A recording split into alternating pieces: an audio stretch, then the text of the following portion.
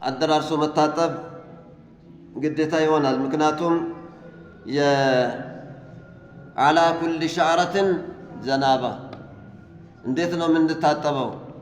የሰው ልጅ እንዴት ነው የሚታጠበው? ወይስ ከጀናባው ነው የሚሰግደው? የእያንዳንዱ ጸጉር ውሃ መንካት አለበት። በተለይ በኃይለኛው የሚያሳድጉ ሰዎች ጸጉራቸውን ውሃ ላይ ደርሰው ይችላል፣ ላይነካው ይችላል። ሰላት እየሰገዱ ነው ወይስ የተጫወቱበት ነው? ይህንንም ማወቅ ያስፈልጋል። ስንታጠብስ እንዴት ነው? ንያውስ? ለምሳሌ አንተ የስፖርት ሰርተ በኃይለኛው አሊቦ ከሆነ ለዚህ ስላላበህ ብቻ ገላን ብትታጠብ ጀናባ ያለብህ ከሆነ ያ ትጥበት አይሆንም።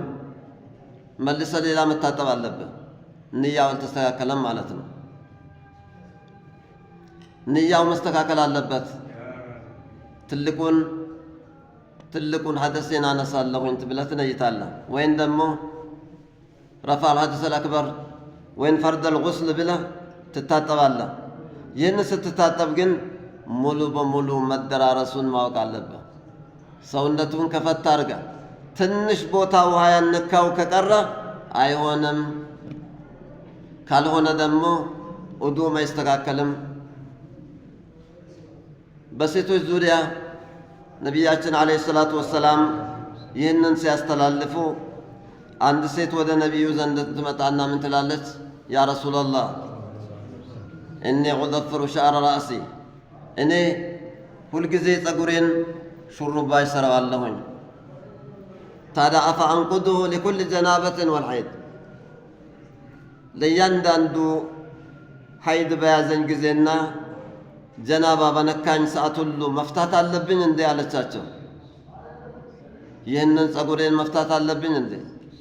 እንደዛ ስትላቸው ላ አለዋት ነቢዩ ዓለይሂ ሰላቱ ወሰላም አንተሕሲ ዓላ ራእሲክ ሰላሳ ሰዓት፣ 3 ጊዜ አንስተሽ ውሃውን ዘግነሽ በጸጉርሽ ላይ ትደፊዋለሽ። ዘግነሽ ከዛ በኋላ ይበቃዋል ብሏታል። ምክንያቱም ሹሩባ ሁሌ የሚሰሩ ሴቶችና የሚሰሩ ከሆነ አሁን ለመታጠብ ያንን ጸጉራቸውን የሚፈቱ ከሆነ ስለሚሰላቹና ሰላቱም ሊያስጠላቸው ይችላልና ገር ለማድረግ ነው ይህንን ያሉት። አንዳንዶቻችን ደግሞ በዚሁ አንዳንድ ዑለማዎች ምን ይላሉ? በዛን ጊዜ የነበረው የሴቶች ጸጉር በጣም ለስላሳ ነበረ። ትንሽ ውሃውን ካን ይደርሰዋል። ወዳው ስለሚደራረሰው ነው 3 ጊዜ ዘግነሽ እፍሽበት ያሏት። የአሁን ጊዜው ግን በደንብ መታጠብ ይኖርበታል፣ መደራረስ ይኖርበታል በሚልም ሌሎቹ አስቀምጠዋል። ታዲያ ጀናባ መታጠብ ማለት ትልቁ ዒባዳ ነው። አላህ ሱብሓነሁ ወተዓላ የጀናባን ትጥበትና የጾምን አጅር ግልጽ አድርጌ አልተናገርኩም ብለዋል። እኔ ራሴንን የሚከፍለው ብለዋል። ምክንያቱም ሁለቱም የኔ ናቸው። ሰውየውም እንግዲህ እንደፈለገ በልቶ ጠጥቶ ጠግቦ ቢመጣና ጾመኛ ነኝ ቢልህ በምን ምልክት ታውቀዋለህ እንዳልጾመ? አላህን ካልፈራ። ስለዚህ የአላህ ነው ይሄ። ወአና አጅዚ ቢህ። ጀናባ እንደዚሁም ኖሮበት የፈለገ ያክል ሰላት ቢሰግድ ከአንተ ጋር ቢኖር ቢያሳልፍ ምን ብል ምንም የምታውቀው ምልክት የለውም አላህን እስካልፈራ ድረስ። ታዲያ አላህን ፈርቶ የታጠበ ከሆነ አጅሩ በጣም ከፍተኛ ነው። ይህንንም አደራርሶ የታጠበ ከሆነ ነው። በዚህም ዙሪያ አንድ ሰው ለመታጠብ ውሃ ያጣ ከሆነስ ምን አሉ? ፈተየመሙ፣ አሁንም ተየሙም አለ። ፈልገ ውሃ ካጣ ሰላት ማሳለፍ የለብህም። ተየሙም ታደርጋለህ። ተየሙም የምታደርገው ግን እንደ ሰላት ለሰላት ውዱእ እንደምታደርግ ነው እንጂ ሙሉ በሙሉ ልታደራርስ አይደለም። ነቢያችን አለይሂ ሰላቱ ወሰላም ሰሃባዎቹን ላኳቸውና አንዱ አማር ኢብኑ ያሲር ነው። ሄዶ ያንን ጉዳዩን ፈጽሞ እስኪመለሱ ድረስ ይህ አማር ጀናባ ይነካዋል። ከዛ በኋላ ፈልጎ ውሃ ሲያጣ ምንድን አደረገው? ራቆቱን አፈር ላይ ይንከባለላል። ምክንያቱም ነቢያችን ያስተላለፉት ተያሙም አድርጉ በአፈር ተጠቀሙ ማለት ልክ እንደ ውሃ ገላውን ሁሉ አፈር መንካት እንዳለበት መስሎት ነው። እንደ አህያ ተንከባለለ። ከዛም ለነቢዩ አለይሂ ሰላቱ ወሰላም መጥቶ ነገሯቸው። ከዛም ነቢዩ ተገረሙና እንደዚህ እኮ አልነበረም አሉት። ተያሙም ማለት እንደ አህያ መንከባለል ሳይሆን አንድ ጊዜ ፊትን ታብሳለህ፣ አንድ ጊዜ ደግሞ እጅን ታብሳለህ። ንያው ግን ለጀናባ ከሆነ ለጀናባ ነው፣ ለውዱ ከሆነ ለውዱ ነው። አንድ አይነት ነው። ይህንን ነቢዩ አለይሂ ሰላቱ ወሰላም ነግሮናል። አሁንም እኛ ውሃ ጭራሽ የጠፋ ከሆነ አጋጣሚ ፈርድ ቢኖርብን ተያሙም ማድረግ ነው። ልክ እንደ ውዱእ ነው የምናደርገው ፊታችንና እጃችን እንጂ እንደ አማር ሰውነታችን ሁሉ አፈር መንካት አለበት ብለን እንደ አህያ መንከባለል አይደለም። ታዲያ በዚህ ሁኔታ ነቢያችን አለይሂ ሰላቱ ወሰላም አላህ ገር አድርጎላችኋል ብሎ አስተላልፏል። እንደገና ደግሞ ይህንን ስናደርግ ወደ መጸዳጃ ቤት ብንገባ ጥንቃቄ ማድረግ አለብን። እዛ ላይ ከፍተኛ አደጋ አለ። ነቢዩ አለይሂ ሰላቱ ወሰላም አመቱ አዛበል ቀብር የሰው ልጅ በብዛት በመቃብር ላይ የሚቀጣውና የሚሰቃየው ቢሰበብ በውሊሂ ሽንት ቤት ውስጥ ገብቶ ከሚያደርገውና ከማያደርገው ሁኔታ ነው። ውሃ ሽንት አንድ ሰው የሸና ከሆነ በደንብ አድርጎ ማደራረቅ ይኖርበታል። በደንብ አድርጎ ሳይደራረቅ እስትንጃ ያደረገ ከሆነ ልብሱንም ራሱንም ያነጅሰዋል። እንደሚታወቀው ነቢያችን አለይሂ ሰላቱ ወሰላም ከሳባዎቻቸው ጋር ሲሄዱ አጋጣሚ አንድ መንገድ ይዞ በሚሄዱበት ጊዜ መቃብሮች ነበሩና ሱብሃንአላህ ብሎ ቆሙ። ምን ነው ብሎ ሲሏቸው እነዚህ የሁለት ቀብር ባልተቤቶች እየተሰቃዩ ነው ያሉት። ግን የሚሰቃዩት እኮ በትንሽ ነገር ነው፣ ብዙም አልነበረም አሉ። አንዱ ማድረግ ይችል ነበር አላደረገውም። አንዱ ደግሞ መተው ይችል ነበር አልተውም። አንዱ ምንድነው ወንጀሉ ሲሏቸው ሽንት ቤት ገብቶ በደንብ ሳያደራርቅ እስትንጃ ያደርጋል። አያደራርቅም ጭራሽ በደንብ እርጥብነቱ እያለ እስትንጃ ያደርጋል። በደንብ አድርጎ ሳያደራርቅ።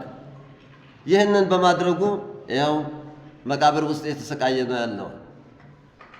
ሁለተኛውስ በምን ወንጀል ነው? እነሁ የምሺ ቢነሚማ ይንቀሳቀሳል፣ ይሄዳል። ለምን? ሰውን እርስ በርስ ለማድረግ ለማጋጨት ብሎ ብቻ ለማጣላት፣ ያንዱን ወሬ ላንዱ ለመንገር፣ ያንዱን ወሬ ላንዱ እየነገረ ሰዎች የሚጣሉበት መንገድ እየፈለገ ለማጣላት ወሬ ያስተላልፋል። በዚህ ወንጀሉ ይኸው እስከ ቅያማ ድረስ የተሰቃየ ነው ያለው ብሎ ነቢያችን አለይሂ ሰላቱ ወሰላም ተናግረዋል። ታዲያ ይሄ በጣም አደጋ ነው። አንድ ሰው ይህንን እንኳን ሲያደርግ ላ የድኹሉል ጀነተ ማን አሉ ነቢዩ አለይሂ ሰላቱ ወሰላም?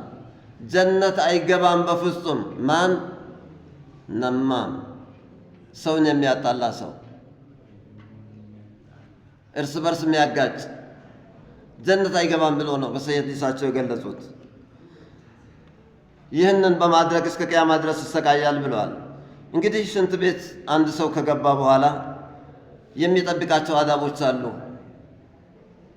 በተለይ አንድ ሰው ቆሞ በሚሸናበት ጊዜ ቆሞ መሽናት በጣም የተከለከለ ቢሆንም ነቢዩ ግን አለይሂ ሰላቱ ወሰላም አንድ ቦታ ትንሽ ቆሻሻ ነበረበት። እዛ ላይ ሱባተል ቀውም ይባላል። እዛ ላይ ሸንቷል። ያችን በመያዝ ቆሞ መሽናት ክልክል አይደለም የሚሉት አሉ። ነገር ግን ክልክል ባይሆንም ሱሪህ ግን ይነጀሳል። ይህንን ጥንቃቄ ማድረግ ያስፈልጋል። ሱሪህ ይነጀሳል፣ ይረጭበታል ሳታስበው። ልብሳችን ትንሽ ተነጅሶ ወደ ሰላት ብንቆም አጅር ሳይሆን ወንጀል ነው የሚያገኘው። ሴቶች እህቶቻችንም ሆነ ወንዶችም በጣም በጧራ ቦታ ጥንቃቄ ማድረግ ይጠበቅባቸዋል። የሚያነጅሰው ምን እንደሆነ የሚነጅሰው በምን ሁኔታ እንደሆነ ካላወቅነው ሰላታችን ብላሽ ይሆንብናል ማለት ነው። ስለዚህ ለዚህ ሁሉ ጥረት ከኛ ነው የሚጠበቀው። ልጆች ነቢዩ ዘንድ አለይሂ ሰላቱ ወሰላም አንድ ልጅ ሕፃን ልጅ አመጡላቸው። አምጥታ ሴቱ ያስሰጣቸው አቀፉት፣ ጉልበታቸው ላይ ያስቀመጡት። ነገር ግን ከወተት ሌላ አልተመገበም። ውሃሽን ተሸናባቸው። ከዛ በኋላ ነቢያችን አለይሂ ሰላቱ ወሰላም ውሃ አምጡልኝ አሉ። ውሃ ብቻ ደፉበት። ታዲያ የሕፃን ልጅ የወንድ ሕፃን ልጅ ምግብ ያልጀመረ ከሆነ ብዙም አያነጅስም። ነጃሳውን በትንሽ ይወገዳል ውሃ ብቻ በማፍሰስ። በተመሳሳይ ደግሞ ሴት ሕፃን ልጅ መታ እንደዚሁም ሲሰጣቸው ያዟት፣ እሷም ሸናችባቸው። ምን አደረጉ? በደንብ አጠቡት። ቅድም ግን ውሃ ነበር አፈሰሱበት። ለምን ሲባል አይ የሴት ሕፃን ልጅ ከሆነ ያነጅሳል፣ በኃይለኛው ማጠብ ያስፈልጋል። ይህ ምክንያቱ ምን እንደሆነ አንዳንዶቻቸው ገልጿል። ይህ ምንድነው? የወንድ ሕፃን ልጅ የመጀመሪያም በእናቱ ሆድ የሚጠጣው የሚመገብ የነበረው ስፐርምን ነው ወይም መንይን ማለት ነው። መንይ ደግሞ አስሉም ጧሃራ ነው፣ የሰው ልጅ የዘር ፈሳሽ ማለት ነው። አስሉ ጧሃራ ስለሆነ ለዚህ ነው የማያነጅሰው። የሴት ልጅ ከሆነ ግን ድሮም የሚጠጣውና የምትመገበው የነበረው ሀይድን ነው። ሀይድ ደግሞ ነጃሳ ነው። ለዚህ ነው ብሎም ያስቀመጡት አሉ። ሌሎቻቸው ደግሞ ሌላም የሰጡት ይሆናል። ስለዚህ ይህ ሁሉ ምንድነው? ሰላታችን ያማረ እንዲሆንልን ነገ የቂያማ ቀን ትልቅ ውጤት ለማግኘትና አላህ ሱብሓነሁ ወተዓላ አውፉ ብያቸዋለሁ ካላቸው ሰዎች እንድንሆን ሰላታችን በአማረ ሁኔታ እንስገድ፣ በአማረ ሁኔታ ኡዱዓችን እናከናውን፣ በአማረ ሁኔታ ደግሞ ገላችንን እንታጠብ። ያን ጊዜ ነው ውጤቱም ያማረ የሚሆነው። አላህ ሰምቶ ከሚሰሩት አላህ አድርገን። جعلني الله وإياكم من الذين يستمعون القول فيتبعونه أحسنه. اللهم أكرمنا ولا تهنا، زد لنا ولا تنقصنا، واعف عنا ولا تعذبنا، واعطنا ولا تحرمنا، وآثرنا ولا تؤثر علينا. اللهم أيدنا ولا تؤيد علينا أحدا أبدا يا رب العالمين. اللهم أعز الإسلام والمسلمين. اللهم انصر إخواننا المجاهدين في سبيلك في كل مكان. اللهم أيدهم ولا تؤيد عليهم أحدا أبدا يا رب العالمين. اللهم أهلك الكفرة والمشركين أعداءك وأعداء الدين يا ذا القوة المتين. صلى الله على سيدنا محمد وعلى آله وصحبه أجمعين. والسلام عليكم ورحمة الله وبركاته.